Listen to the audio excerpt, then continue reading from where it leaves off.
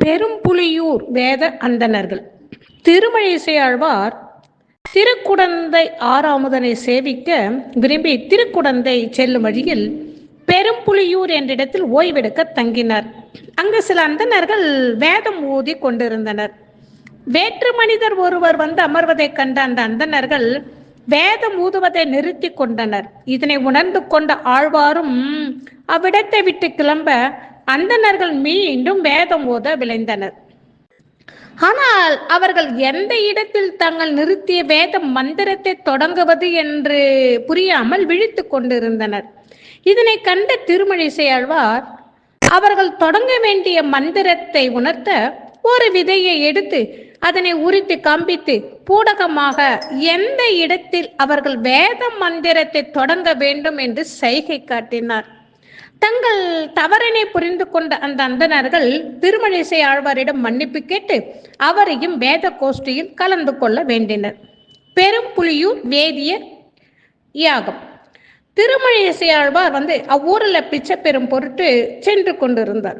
அப்போது அந்த ஊர்ல கோயில் கொண்டிருந்த திருமால் விக்கிரகத்தின் முகம் அவர் செல்லும் திசைகளெல்லாம் திரும்பி பார்த்து கொண்டிருந்தது. அதை கண்ட அர்ச்சர்கள் எல்லாம் பெரும் வியப்பெய்தினார்கள். வேதியர் சிலரிடம் அதை பற்றி கூறினார்கள். அவர்களுக்கும் அது வியப்பை அளித்தது. அவர்கள் யாகசாலைக்கு சென்று அங்கு வேள்வி தலைவராக யாகம் தொடங்கும் பெரும்புலியூர் அடிகளிடம் எடுத்துரைத்தார்கள். பெரும்புலியூர் அடிகள் பெருமான் இவ்வாறு செய்வதன் காரணத்தை உணர்ந்தார். யாகசாலை விட்டு சென்று திருமழிசை ஆழ்வாரை அடைந்து அவருடைய கால்களில் விழுந்து வணங்கினார். அவரை யாகசாலை உன்னதமான பீடத்தில் அமர செய்து உபசரித்தார். யாகம் தொடங்கியது. வேள்வி தலைவர் முதலாவதாக செய்ய வேண்டிய பூஜையை திருமழிசை ஆழ்வாருக்கு செய்தார். அப்போது வேள்வி சடங்குகள் செய்வதற்கு அமர்ந்திருந்த வேதியர் சிலர் 4ஆம் வருத்தானுக்கு அக்ர பூஜை செய்வதா என்று ஆத்திரப்பட்டார்கள். பெரும்புலியூர் அடிகள் அதை கண்டு மனம் வருந்தி கண்ணீர் விட்டார். இதை கண்ட திருமழிசை ஆழ்வார் அவர்களுக்கு புத்தி புகட்ட எண்ணி திருமகள் நாதனை நோக்கி, சக்கரத்தை கையில் ஏந்திய திருமாலே, இக்குறும்பை நீக்கி என்னையும் உன் போல் ஒரு ஈஸ்வரனாக்க முடிந்தால் இவ்வேள்வி சடங்கர் வாய் அடங்கிட என் உள்ளத்தினுள்ளே நீ கிடக்கும் வண்ணமே என் உடம்புக்கு வெளியேயும் உன் உருவப் பொழிவை காட்டிவிடு என்று வேண்டி பின்வருமாறு பாடலை பாடினார். அக்கரங்கள் அக்கரங்கள் என்று மாவது தம் கொலோ, இக்குறும்பை நீக்கி என்னை ஈசனாக்க வல்லேல், சக்கரம் கொள் கையனே சடங்கர் வாயடங்கிட உட்கிடந்த வண்ணமே புறம் பொசிந்து காட்டிடே, உட்கிடந்த வண்ணமே புறம் பொசிந்து காட்டிடே.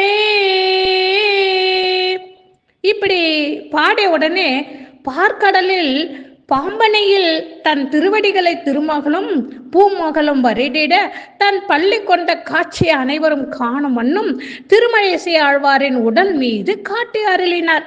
அந்த அற்புதத்தை கண்ட அனைவரும் வேந்தார்கள். தங்கள் குற்றத்தை உணர்ந்து அவரை பணிந்தார்கள். பிறகு திருமழிசை ஆழ்வார் அவர்களிடமும் பெரும்புலியூர் அடிகளிடமும் நன்மொழிகளை கூறி விடை பெற்று திருக்குடந்தைக்கு புறப்பட்டு சென்றார். திருக்குடந்தை. அதன் பிறகு சிறிது காலம் கழித்து திருமழிசை ஆழ்வாரும் கணிக்கண்ணனும் திருக்குடந்தை நோக்கி பயணித்து ஆறாமுத பெருமாளிடத்தில் சேர்ந்தார். திருக்குடந்தையிலே தங்கி எம்பெருமான் பெயரில் மங்கள சாசனம் பாடினார். கோயிலினுள் அரித்துயில் புரியும் பெருமானின் கோலத்தை பார்த்து குடந்தையிலே படித்துறங்கும் பெருமானே, நடந்த கால்கள் நொந்தனவோ, பூமியை ஏனமா ஏந்திய உடல் குலுங்கினவோ, படுத்துறங்கும் நீ எழுந்து வந்து என்னோடு பேசு என்று வேண்டினார். பெருமாளும் உடனே எழ ஆரம்பித்தார். அடியவருக்கு எளியவனான ஆறாமுதனின் அற்புத கோலத்தை கண்டு வாழி நேசனே என்றார் திருமழிசை ஆழ்வார். பெருமாளும் எழுந்த கோலத்தோடு நிறுத்தி கொண்டார்.